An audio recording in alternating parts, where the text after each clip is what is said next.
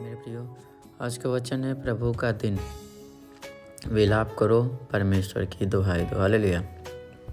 प्रभु का दिन पुराने नियम का मुख्य वाक्य है। योएल की पुस्तक को समझने के लिए आवश्यक है कि हम इस वाक्य के महत्व को अच्छी तरह समझ लें। आज के अध्याय में नबी 4 निर्देश दे रहा है, जिसके पालन से हम स्वयं, अपने परिवार, समाज एवं देश को परमेश्वर के न्याय से बचा सकते हैं। आमीन। हालेलुया। कान लगाकर सुनो। जब परिस्थितियां विपरीत हो तब आवश्यक है कि हम अत्यधिक ध्यान लगाकर परमेश्वर की आवाज़ सुनें। प्राकृतिक आपदाएं मनुष्यों की बुराई का परिणाम है। परमेश्वर ने मनुष्य को इसलिए बनाया कि वे उसकी आज्ञाकारिता में रहे, परंतु मनुष्य ने परमेश्वर के साथ अपने संबंधों को तोड़ लिया और भीतरी एवं बाहरी दोनों तरह से अपने ऊपर विनाश को ले आया। हालेलुया। मेरे प्रियो, लोग आजकल क्या कर रहे हैं? प्रभु के वचनों से हट जा रहा है। आपदाएं एवं विनाश परमेश्वर की सर्वोच्च सामर्थ का प्रदर्शन नहीं, वरन सामाजिक सामूहिक बुराई से उत्पन्न न्याय का परिणाम है। अतः बुराई की चित्कार नहीं, परमेश्वर की धीमी आवाज़ को सुनने का प्रयत्न करें। मेरे प्रियो, प्रभु में इतना लीन हो जाए कि हम प्रभु के आवाज़ों को सुन सके, उसके दर्शन को पा सके।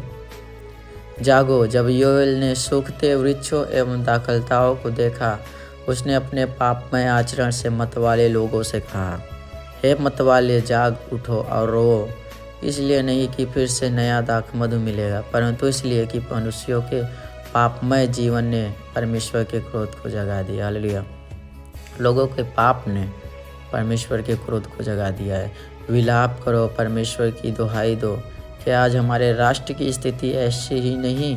भूकंप, बाढ़, अकाल, भूखमरी क्या मनुष्यों का हर्ष नहीं छीनती? हो सकता है हम बड़ी ही निश्चिंतता के साथ अपने घर में बैठे हों, परंतु यदि हम संसार को योएल की दृष्टि से देखें तो दिनों दिन संसार की बिगड़ती स्थिति लिखी बातों का पालन करने पर मजबूर कर देगी। मेरे प्रियो, आजकल लोगों की स्थिति जो है बिगड़ चुकी है।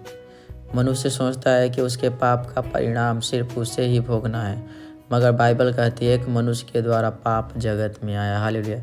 एक ही मनुष्य के द्वारा पाप इस जगत में आया। मेरे प्रियो, रोमियो 5:12 कहता है, आज भी मनुष्य का पाप समाज को, समाज का पाप राष्ट्र को, राष्ट्रों का पाप संपूर्ण मानव जाति पर न्याय ले आता है। हालेलुया। मनुष्य तो मनुष्य, पशु भी मनुष्यों के पाप का फल भोगते हैं। अतः योएल परमेश्वर की दुहाई देता है, क्यों न हम भी परमेश्वर के भवन में इकट्ठे हो उपवास सहित अपने समाज, राष्ट्र के लिए प्रार्थना करें।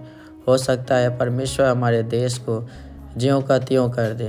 दूसरा इतिहास 7:14 कहता है, हे इज़राइल, अपने परमेश्वर यहोवा के पास लौटा, परमेश्वर पिता हम पर तरस खा। आमीन। मेरे प्रियो, वचन बता रहा है प्रभु का दिन। लोग क्या कर रहा है? आजकल अंधकार में फंसा हुआ है। प्रभु कह रहा है, अपने आप के, अपने मनों को फेर ले। प्रभु का दिन आ चुका है, अंत का समय चल रहा है। हम मतवाले ना बने, हम नशे में न डूबे रहें, पाप में न डूबे रहें। पाप ही परमेश्वर के क्रोध को भड़काता है। मेरे प्रियो, पाप के कारण ही प्रभु क्रोध करता है हम सभी पर, अन्यथा वह बहुत प्रेम करता है। तो हम पाप में जीवन को न बिताएं, हम पवित्रताई में जीवन को बिताएं और प्रभु में बढ़ते ही जाएं। तो मेरे प्रियो, प्रभु का दिन निकट है, इसलिए अपने आप को सुधार ले, अपने चाल चलन सुधार लें और प्रभु में हम बहुतायत से बढ़ते जाएं। प्रभु आप सभी को यह वचन सुने जाने में आशीष दे।